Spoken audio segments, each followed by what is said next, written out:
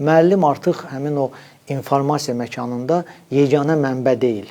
20-ci əsrdə bu alətlər yox idi. Müəllim yeganə mənbə idi, bilik mənbəyi, məlumat mənbəyi, informasiya mənbəyi.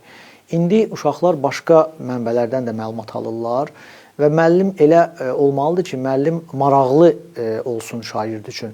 Yəni müəllim əgər darıxdırıcı danışırsa, misal üçün köhnə üslubla dərs deyirsə, təbii ki, o şagird ona diqqət yetirməyəcək, şagird gedəcək başqa maraqlı mənbələrə, həmin o dediyim sosial şəbəkələr, video oyunlar, virtual məkana gedəcək. Amma müəllim əgər sinifdə elə bir dərs pedaqogika üslubu qurursa, elə bir metodika qurursa ki, şagird üçün maraqlı olsun, onda müəllimin hörməti də qalacaq, avtoriteti də qalacaq və şagird ona diqqət yetirəcək. Əzbərçiliyi öyrədən müəllim artıq müasir dövrdə ona belə bir ehtiyac yoxdur.